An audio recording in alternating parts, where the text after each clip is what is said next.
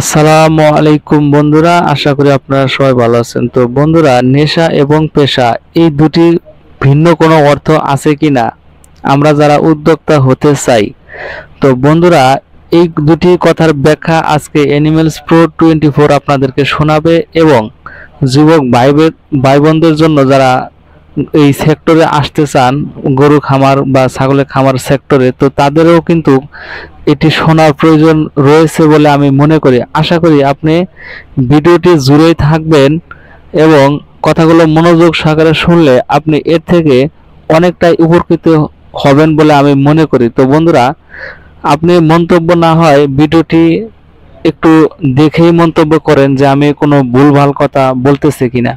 তো বন্ধুরা, আমি আজকে ব্যাখ্যা করব নেশা এক জিনিস আর পেশা এক জিনিস। তো বন্ধুরা, আমাদের বাংলাদেশে বর্তমানে যে হারে জনবল বা যে হারে যুবক ভাইয়েরা শিক্ষিত বেকার হয়ে যাচ্ছে, তো আমরা চাইলেও কিন্তু এই সেক্টরকে ছাড়তে পারতেছি না। কারণ আমরা কি করে খাবো, অর্থাৎ যে আমাদের সামনের ভবিষ্যৎ কি, অর্থাৎ যে সরকারি চাকরি যে পোস্টগুলা সেগুলা তো খালি নাই, আর যেগুলাও খালি আছে সেগুলো আবার ঘুষে ভরা।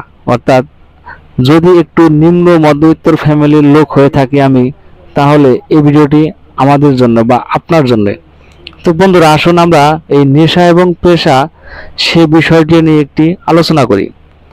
তো বন্ধুরা, পেশা হচ্ছে এমন একটি জিনিস যে সেটার উপরে বেসিস করে বা সেটার উপরে ভিত্তি করে আপনাকে চলতে হবে যে আমি এই পেশা করে খাবো, এই পেশা থেকে আজকে আমার এত আয় রোজগার হতে হবে। আর আজকে যদি আমার এত পরিমাণ টাকা আয় রোজগার না হয় আজকে ওই 12 ঘন্টার ভিতরে, তাহলে আমার একটি দুঃসংবাদ দেখতে হবে বা আমাকে অনেক কষ্ট পোহাতে হবে। এরকম একটি বিষয় যে পেশা যেটা, কারণ একজনের দিন মজুরের পেশা হচ্ছে সারা দিন মাঠে কাজ করা।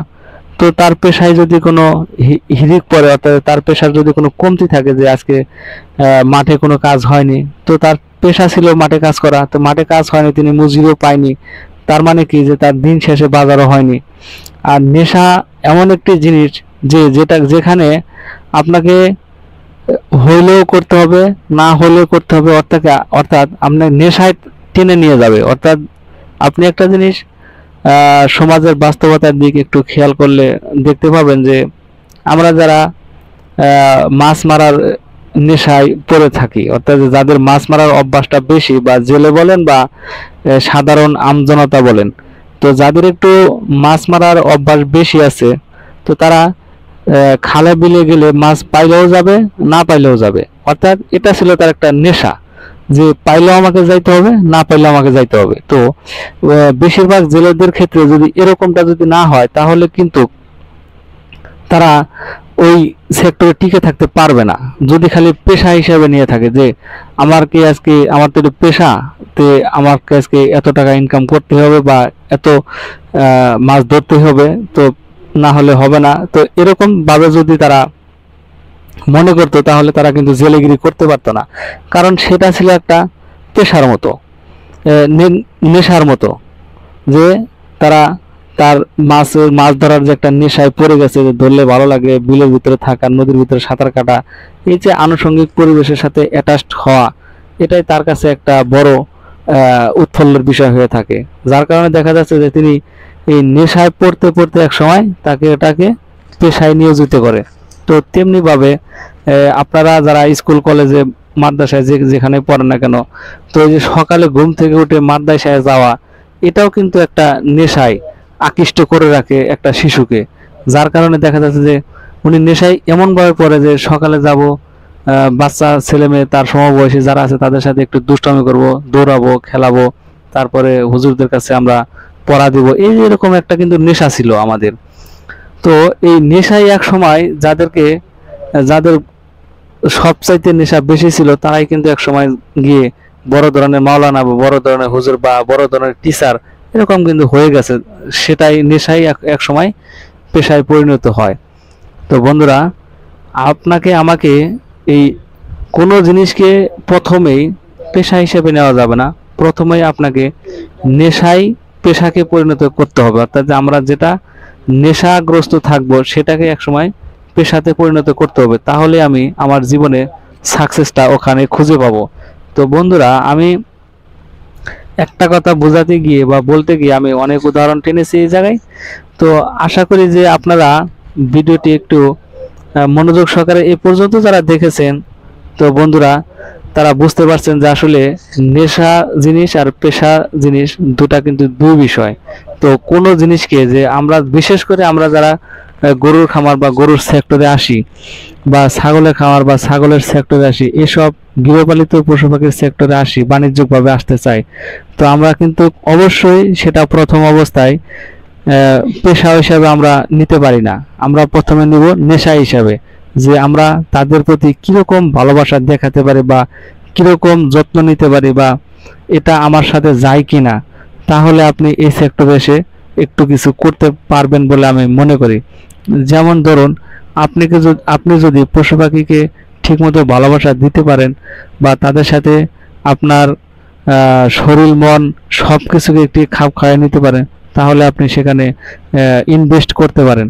তো এটা হচ্ছে একটি পেশাতে রূপান্তরিত করার একটি সবচাইতে বড় কৌশল। এজন্য আমি বলবো যে যারা এই সেক্টরে আসতে চান বা এই সেক্টর থেকে কিছু ইনকাম করতে চান, তারা প্রথমেই হুটহাট করে বড় কিছু বা বিশাল ইনভেস্ট করে বসবেন না। আপনি প্রথমে অল্প ইনভেস্ট করবেন। অল্প ইনভেস্ট করার পর আপনি সেটাকে যখন একটি নেশা থেকে পেশাতে রূপান্তরিত করতে পারবেন, তখন আপনি একটু বড় ধরনের ইনভেস্ট করে বসলে দেখা যাচ্ছে যে আপনি সেখান থেকে আর বেরোতে পারবেন না। যে আপনি তখন এমন একটা পর্যায়ে পড়ে যাবেন যে আপনি লস গেলেও সেটা আপনি করবেন, লাভ হলেও আপনি করবেন। অর্থাৎ যে তখন একটা নেশা পেশা দুইটাই কম্বিনেশন ভাবে কাজ করবে। কম্বিনেশন ভাবে কাজ করার ফলে কি হবে, যে আপনি সেখান থেকে আজীবন সেখান থেকে আপনি লাভ করতে পারবেন বলে আমি মনে করি। তো বন্ধুরা, তো আজকে আমার এই ছোট্ট চ্যানেলের একটি ক্ষুদ্র একটি বার্তা, যেটা আমার মনে হলো যে আপনাদের মাঝে শেয়ার করা দরকার। না হলে আপনারা প্রথমে কি করেন, 3 লক্ষ 4 লক্ষ টাকা ইনভেস্ট করে বসে থাকেন, পরবর্তী টাইমে বিভিন্ন জনের ভিডিওতে আপনারা কমেন্টস করে যান যে এই সেক্টরে লাভ নেই, এই সেক্টরে লস খেলাম এত টাকা। যারা বিদেশে আছে, বিশেষ করে বিদেশি ভাইদেরকে আমি বলতে চাই যে আপনারা বাড়িতে এসে কিছু টাকা আপনারা জমান, 10 লাখ 12 লাখ টাকা বিদেশ থেকে নিয়ে আসেন, নিয়ে এসে বিভিন্ন ধরনের ভিডিও দেখে উদ্যোক্তা হয়ে দেখা যাচ্ছে যে 7-8 লাখ টাকা ব্যয় করে ফেলেন লাভের অংশ মুখ দেখতে। কিন্তু ভাই, আপনি তো এই গরুর সেক্টরে কোনো সময় নেশাগ্রস্ত ছিলেন না। আপনি নেশাগ্রস্ত না হলে সেখানে পেশা কেমনে পাবেন? তো আপনাকে অবশ্যই আগে অল্প ইনভেস্ট করে সেখানে আপনাকে নেশায় পরিণত হতে হবে। নেশায় যখন পরিণত হবেন, তখন আপনি সেটাকে পেশা হিসেবে নিতে পারবেন। তো বন্ধুরা, আমি আশা করি যে এ পর্যন্ত যারা ভিডিওটি দেখছেন, তাদেরকে আমি এই প্রায় 8 মিনিটের ভিডিও, তাদেরকে আমি অন্তঃস্থল থেকে ধন্যবাদ জানাই। তো বন্ধুরা, আজকের এই ছোট্ট ভিডিও, ছোট্ট চ্যানেলের ভিডিও এখানে শেষ করছি। তো আশা করি যে আমার এই ভিডিওটি যদি আপনাদের ভালো লেগে থাকে, তো আপনারা অবশ্যই আমার এই ছোট্ট চ্যানেলটি সাবস্ক্রাইব করে পাশে থাকবেন। তো আজকে এই পর্যন্তই। ধন্যবাদ সবাইকে। আসসালামু আলাইকুম।